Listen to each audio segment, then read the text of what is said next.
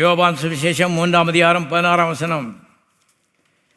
தேவன் தம்முடைய ஒரே பேரான குமாரனை விசுவாசிக்கிறவன் இவனோ அவன் கெட்டுப்போகாமல். எதுக்காக தேவன், யார் தேவன் என்பதை தேவனுடைய மக்களே மூளையில் நன்றாக அறிந்து கொள்ள வேணும். பாருங்கள், உள்ள ஆவியில் அறிஞ்சு வச்சிருக்க நல்லது. ஆவி ஸ்பிரிட் பிலாங்ஸ் டு காட். ஆவி தேவன் விலைக்கரையும் கொடுத்து வாங்கியிருக்கிறாரு. ஆனால் மனது உங்களுடையது, இட் பிலாங்ஸ் டு யூ. பாருங்கள், அதில் நல்ல அறிவு, தேவனை பற்றிய அறிவு இருக்கிறது உங்களுக்கும் குடும்பத்துக்கும் பிள்ளைகளுக்கும் நல்லது. ஏன்னா தாயப்பல் தான் பிள்ளை, அம்மா ஆவிக்குரியவளாக இருந்தால் பிள்ளை ஆவிக்குரிய பிள்ளையாக இருக்கும் ஆட்டோமேட்டிக்காக. ஆகவே அறிவை முதலாவது நாடுங்கள். இங்கே எழுதப்பட்டிருக்கு, தேவன் தம்முடைய ஒரே பேரான குமாரனை 10 பிள்ளைகளில் அனுப்புறதுக்கு ஒரே பிள்ளை தான். சுவாசிக்கிறன் எவனோ அவன் கெட்டுப்போகாமல். மனுஷன் கெட்டு போகக்கூடாது, நல்லா இருக்கணும். இதுதான் தேவன். எல்லாரும் கரங்களை தட்டி தேவனை சோதரிப்போம்.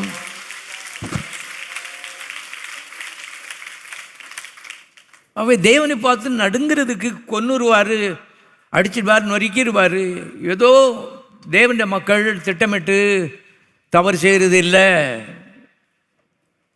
ரட்சிக்கப்பட்டதுக்கு அப்புறம் உள்ள ஒரு உள்ளுணர்வு இருக்கிறது, தேவனே இருக்கிறார். ஆகவே பாவம் செய்யறதுக்கு பயப்படுறான். முன்னால் இருந்ததுக்கு நேர் ஆப்போசிட்டு. ஏதோ தவறி தடுமாறி ஒரு தவறு செய்துவிட்டால் இயேசு கிறிஸ்துவின் ரத்தம் சகல பாவங்களை நீக்கி நம்மை சுத்திகரிக்கும். எத்தனை பாவங்களை நீக்கி? சத்தமாக சொல்லுங்க, சகல பாவங்களை நீக்கி. ஆகவே சிலர் இன்னைக்கு இந்த பாவ உணர்வினாலே பிசாசு திருட்டு பாவம் செய்ய வைக்கலாம். அதுக்கப்புறம் இந்த பாவனை செஞ்சிட்டான்னு சொல்லி குத்துறான். பாருங்கள், அவன் மனுஷ கொலை பாதகன், பொய்க்கு பிதாவுமாக இருக்கிறான். பிசாசானவன் ஆதி முதல் பாவம் செய்கிறான். எல்லாவற்றையும் வேதத்திலிருந்து சொல்லி கொண்டிருக்கிறேன். ஒர்ஸ்ட் பர்சன் இந்த உலகத்தில்.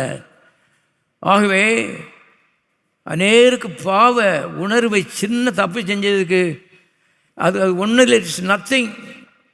ஆனால் பிரச்சனையாட்ட சொல்லிக்கிட்டு இருக்காங்க, நான் செஞ்சிட்டேன், கர்த்தர் பரலோகத்தில் எனக்கு இடம் கொடுப்பாரா, தள்ளிடுவாரா? ஐயோ, என் ஜனங்கள் அறிவில்லாமல் என்ன செய்கிறார்கள்? சங்காரமாகிறார்கள். ஏராளமான திரளான பாவங்களை அருமையானவர்களே கல்வாரி சிலுவிலே சுமந்து தனியனாய் அவர் அந்த வாலிப பிராயத்திலே அருமையானவர்களே அதற்கு தீர்வு கட்டினார் என்பதை தெரிந்து கொள்ளுங்கள். இன்றைக்கு உங்களுடைய பெட்டி சின்ஸு, சின்ன பொடி பாவங்கள், தட் இஸ் நத்திங், அது ஒன்றும் இல்லை என்பதை மனதிலே வைக்க வேண்டியது அவசியமாக இருக்கிறது. 2வது, இயேசு கிறிஸ்து ரத்தம் சகல பாவங்களை நீக்கி நம்மை என்ன செய்யும்? சுத்திகரிக்கும். God is always on your side. நம்மை சுத்திகரிக்கும். நீ சுத்திகரிப்பு இல்லாமல் நீ கெட்டு போகிறது கர்த்தருக்கு இஷ்டம் கிடையாது.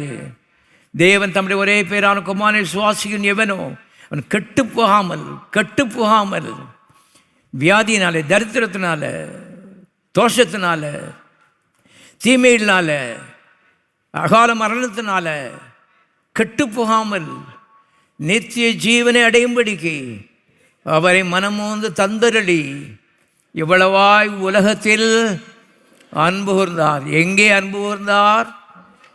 ஒரு ஆள் நல்ல ஆள் கிடையாது, அங்கே தான் அன்பு கூர்ந்தார்னு போட்டிருக்கு. ஓநாய்களுக்குள்ளே ஆட்டுக்குட்டியில் அனுப்புகிற மாதிரி இந்த உலகத்துக்குள்ளே அந்த பரிசுத்த குமாரனை அந்த பரலோகத்துக்கு வெளியே என்ன இருக்குன்னு தெரியாது.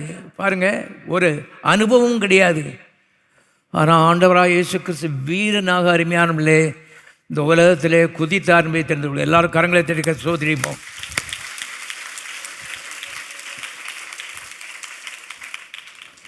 ஏனென்றால் பிசாசு இந்த உலகத்தினுடைய அதிபதியாக இருக்கிறான்னு யோவான் 16:30 இயேசுநாதரையே சொல்லியிருக்காரு. அதிபதினா ஆங்கிலத்தில் ராஜான்னு போட்டிருக்கு. ஏயா பிசாசு அந்த உலகத்துக்கு ராஜா? ஆமாம் ஆமாம் ஆமாம், அறிவு அறிவு அறிவு. அதனால தான் அந்த உலகம் இப்படி சீர்கட்டு போயிருக்குது. இயேசு 2ஆம் வருகையில் ராஜாவாக வரும்பொழுது உலகம் ஒரிஜினலாக எப்படி இருந்துச்சோ அப்படி பெர்ஃபெக்டாக இருக்கும். எல்லாரும் கரங்களை தட்டி கருத்து சோதரிப்போம். இவன் கொலை பாதகன், 4 கொலை செஞ்சுட்டான், 5 கொலை செஞ்சுட்டான்னு இன்னைக்கு ஜெயிலில் கிடக்கிறான். அவனை அப்படி மக்கள் பார்க்குறாங்க. ஆனால் இவன் செய்திருக்க கொலைகளுக்கு அருமையான அளவே கிடையாது. கண்ணுக்கு தெரியாது, இந்த கண்ணால் பார்க்க முடியாது. அப்படிப்பட்ட ஒரு நபர் பாருங்கள், அவன் இந்த உலகத்தினுடைய ராஜாவாக இருக்கான்னு போட்டிருக்கு. அதனால தான் அவ்வளோ அக்கிரமங்கள் இந்த உலகத்தில் தலைவிரித்து ஆடிக்கொண்டிருக்கிறது. அதை குறித்து எந்த உணர்வும் மனுஷனுக்கு கிடையவும் கிடையாது.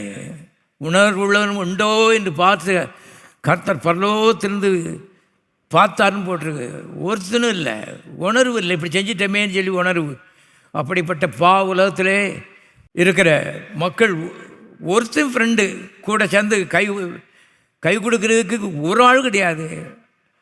உலகத்தில் கர்த்தர் வந்து அன்றைக்கு தைரியமாக ரத்தத்தை சிந்தனை அப்படின்னாலே இன்றைக்கு சமாதானமான விதமாக உட்கார்ந்துருக்கோம். எல்லாரும் கரங்களை தச்சுக்க சோத்துரைப்போம்.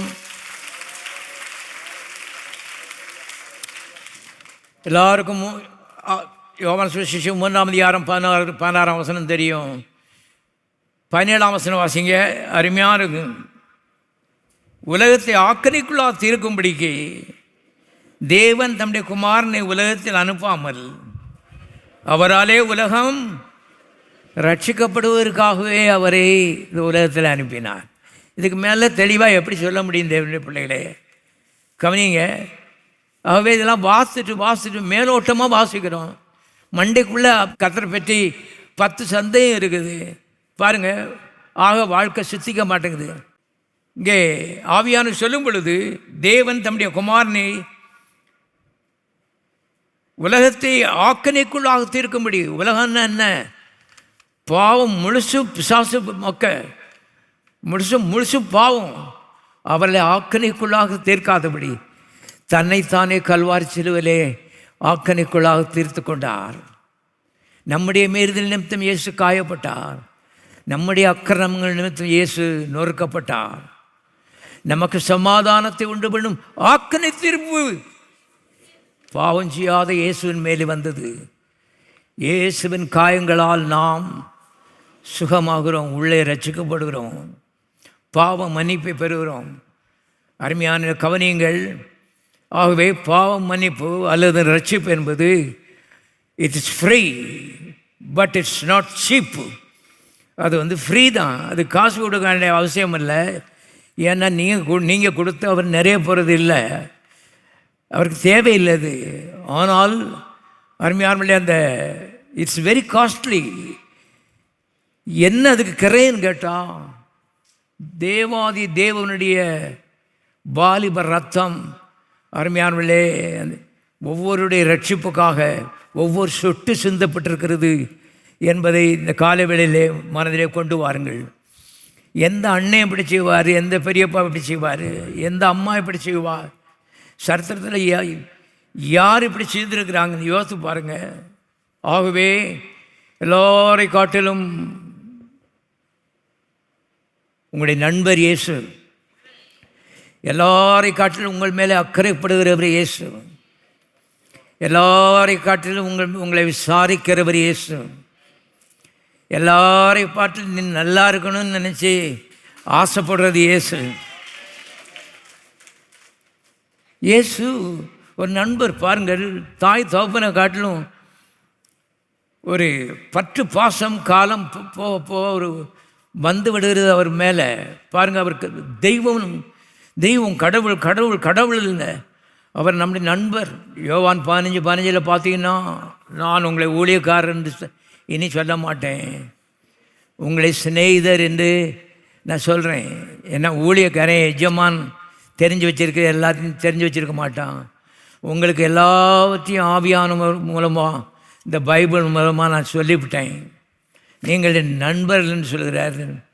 ஆகவே இந்த ரீதியிலே வேதத்தின் ஆதாரத்திலிருந்து கர்த்தரை பற்றி ஒரு படத்தை அருமையான மனத்திலே பதியுங்கள் என்று பரிசுத்த ஆவியானவர் சொல்லுகிறார்.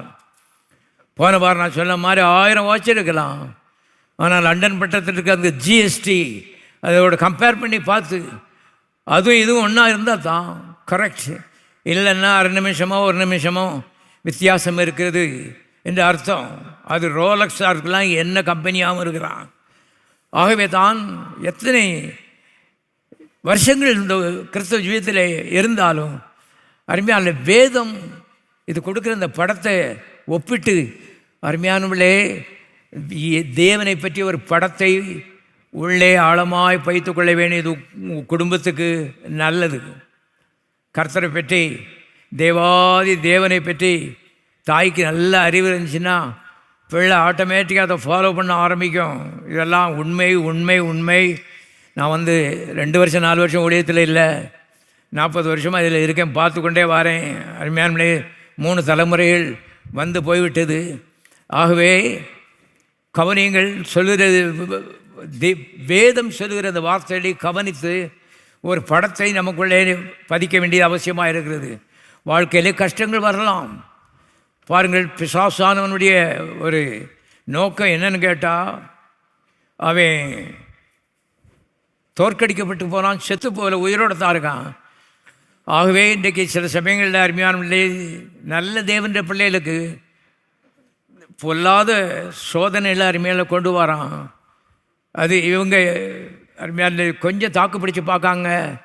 அதுக்கப்புறம் கர்த்தருக்கு தெரியாமல் இது வருமா, வானத்திலும் பூமியிலும் அவர் பெரியவர் அல்லவா, அப்படி இருக்கும்போது இது எப்படி வருதுன்னு யோசிக்காங்க. அருமையான அவன் பாருங்கள், அந்த சோதனையை போட்டு பழிய ஆண்டவர் மேலே தூக்கி போடுறான். கர்த்தர் நல்லவர்னு சொல்கிறிய, இவ்வளோ நாளைக்குள்ளே நீக்கி இருக்க வேண்டாமா, ஜெயத்தை தந்திருக்க வேண்டாமா? பாருங்கள், யோபு மாதிரி அவர் நீ கொண்டு போட்டாலும் சரி நான் அவர் மேல் எப்படி இருப்பேன், நம்பிக்கையாக இருப்பேன். எல்லோரும் கரங்களை தட்டி காத்து சோதரிப்போம்.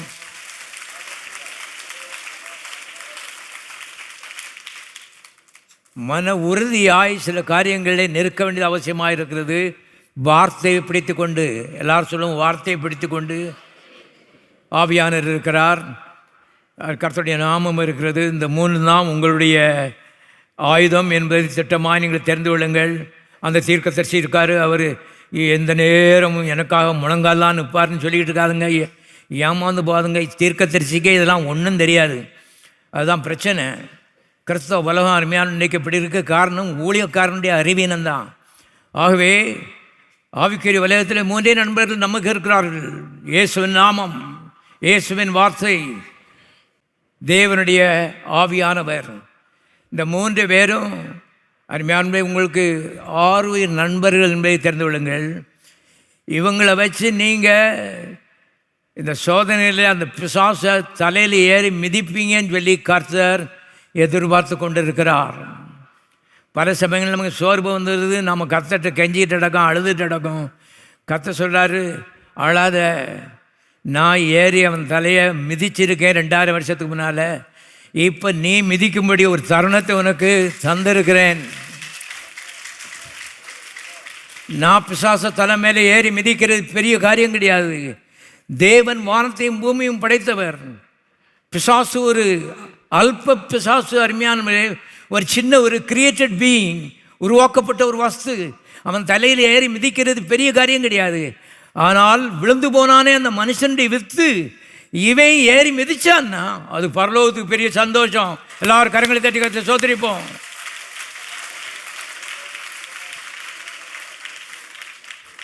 இவன் ஏறி மிதிக்கும் போது அது பரலோகத்துக்கு பெரிய சந்தோஷம். அதான் ரோமர் 16 எழுதப்பட்டிருக்கிறது, சீக்கிரமாய் கர்த்தர் சாத்தானை உங்கள் காலின் கீழே நசுக்கி போடுவாராக. அருமையான கவனியங்கள், ஏன் நாம் ரசிக்கப்பட்ட பின்பு தேவனுடைய குடும்பத்தில் சேர்ந்துடுறோம், தேவனுடைய ஆர்மியில் சேர்ந்துடுறோம், தேவனுடைய இந்த குரூப்பில் சேர்ந்துடுறோம். இது என்ன குரூப்புன்னு கேட்டால், பிசாசின் கிரியைகளை அழிக்கும்படிக்கு தேவனுடைய குமாரனா இயேசு இந்த பூலோகத்திலே வெளிப்பட்டார். நல்ல ஆடைகள் தேவை, நல்ல ஆபரணங்கள் தேவை, நல்ல வாகனங்கள் தேவை. எல்லாவற்றுக்கும் மேலும் நம்முடைய தலைவராகிய இயேசு, ஜீவனை கொடுத்த இயேசு, அவர் சொல்லுகிறாரு, பிசாசின் கிரியையை நான் அழித்தேன், நான் ஒருத்தனா எல்லாத்தையும் செய்ய முடியாது. கல்வாரி சிலுவையில் ஜீவனை கொடுத்து இன்றைக்கு 1000 கிறிஸ்துக்களை நான் உருவாக்கி வச்சிருக்கிறேன். இவர்களுக்குள்ளே என்னுடைய ஆவியை கொடுத்திருக்கிறேன், என்னுடைய வார்த்தையை கொடுத்திருக்கிறேன், என்னுடைய நாமத்தை கொடுத்திருக்கிறேன். நான் என்ன செய்ய முடியுமோ அதை அவர்கள் செய்ய முடியும். ஆகவே அவர்கள் பிசாசின் தலையை நசுக்கிறது தான் இன்றைக்கு பரலோகத்துக்கு பெரிய மகிமை கொண்டு வருகிறது, பாதாளத்துக்கு அருமையான அவமானத்தை கொண்டு வருகிறது என்பதை தெரிந்து கொள்ளுங்கள். ஆகவே எதை செய்தாலும், ஆகவே தான் தீர்மானத்தை எடுக்கும் பொழுது, வாலிப பிள்ளைகள் நிறையா புதுசாக வாரீங்க, ஒருவேளை எங்களுக்கு உங்களை அதிக பழக்கம் கிடையாது, ஆனால் நீங்கள் வாரம் வந்து வசனத்தை நினச்சிங்க கேட்குறீங்க. உள்ளத்தின் ஆழத்தில் இந்த கர்த்தர் பட்சமாய் நின்று தீர்மானம் எடுக்கும்போது, இயேசு ஆமான்னு தலையாட்டினாரா செய்ய போகிறோம், இல்லைன்னா இல்லை. அது கோடி ரூபாயாக இருந்தாலும் தட் இஸ் நத்திங். இந்த 40 வருஷத்தில் கண்டுபிடிச்சிட்டேன் பாருங்கள். நான் வந்து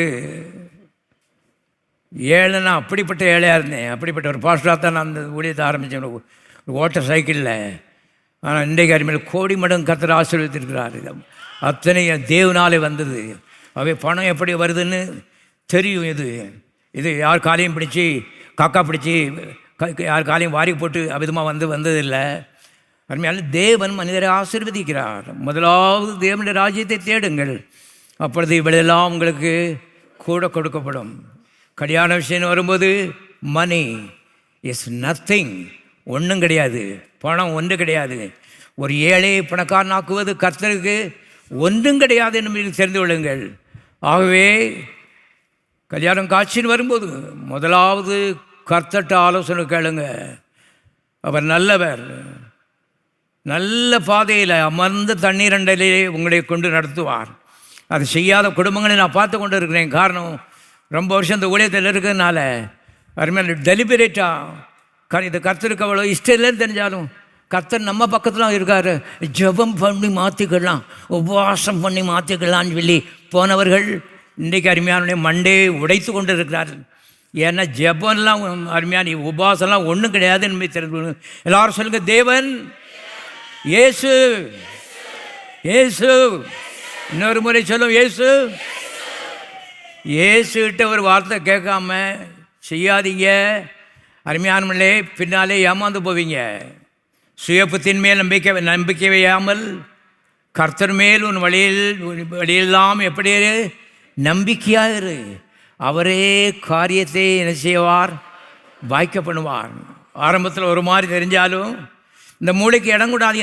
ஏன்னா உங்கள் மூளை ரசிக்கப்படல, இந்த சரீரம் ரசிக்கப்படல, உள்ளே இருக்கிற ஆவிதான் ரசிக்கப்பட்டிருக்கிறது. ஆகவே தேவன் எங்கே குடியிருக்கிறார், உள்ளே இருக்கிற ஆவியில் குடியிருக்கிறார். ஆவி மனிதன் தான் உண்மையான மனிதன், தேவனுக்கு அழிவே கிடையாது. அதுபோல் ஆவி மனிதனை கல்லறை தோட்டத்தில் கொண்டு வைக்க முடியாது. பாருங்கள், செத்த சரீரத்தை கல்லறை கொண்டு போகிறாங்க, ஆவி தன்னை தந்த தேவனத்தில் போகிறது. ஆகவே ஆவி ஒரு உண்மையான மனுஷன், அங்கே தேவன் குடியிருக்கிறார். அவர் சர்வஞானி, அவருக்கு முக்காலம் தெரியும். அவர்கிட்ட ஒரு வார்த்தை கேளுங்க, அவர் நல்ல எதிர்காலத்தை உங்களுக்கு காண்பிப்பார்.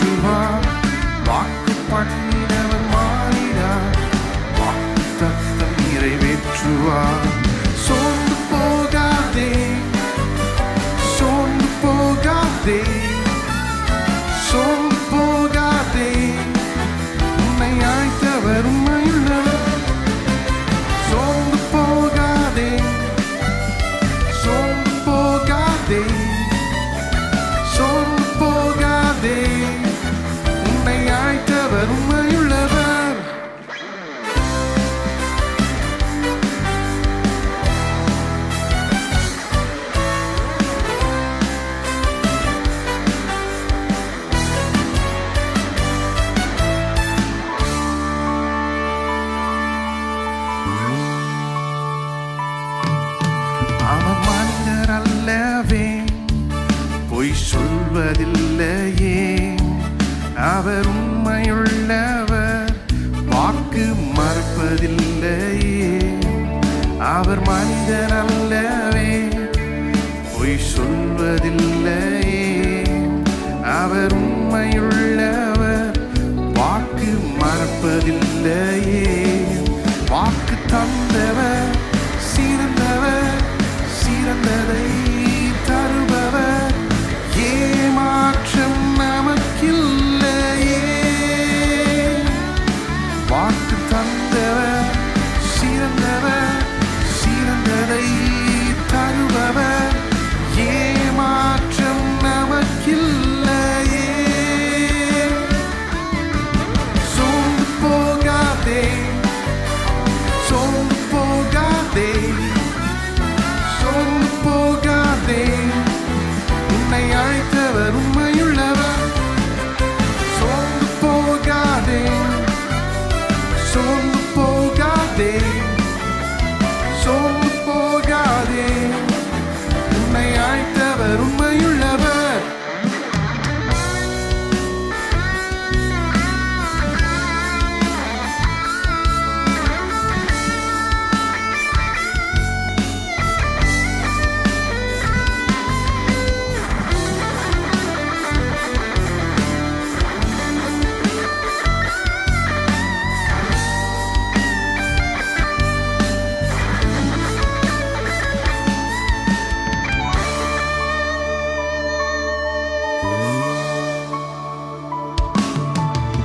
காலங்கள் கடந்ததோ, தாமதம் ஆனதோ, வாக்கு தத்தங்கள் மீது நம்பிக்கை தளர்ந்ததோ. காலங்கள் கடந்ததோ, தாமதம் ஆனதோ, வாக்கு தத்தங்கள் மீது நம்பிக்கை தளர்ந்ததோ. வாக்கு தந்தவர் சிறந்தவர், சிறந்ததை தருபவர். ஏமாற்றம் நமக்கில்லையே. வாக்கு தந்தவர் சிறந்தவர், சிறந்ததை தருபவர். ஏமாற்றம் நமக்கில்லையே. சோர்ந்து போகாதே, சோர்ந்து போகாதே, சோர்ந்து போகாதே. உன்னை அழைத்தவர் உண்மையுள்ளவர். சோர்ந்து போகாதே, சோர்ந்து போகாதே, சோர்ந்து போகாதே. உன்னை அழைத்தவர் உண்மையுள்ளவர். சோர்ந்து போகாதே, சோர்ந்து போகாதே, சோர்ந்து போகாதே. உன்னை அழைத்தவர்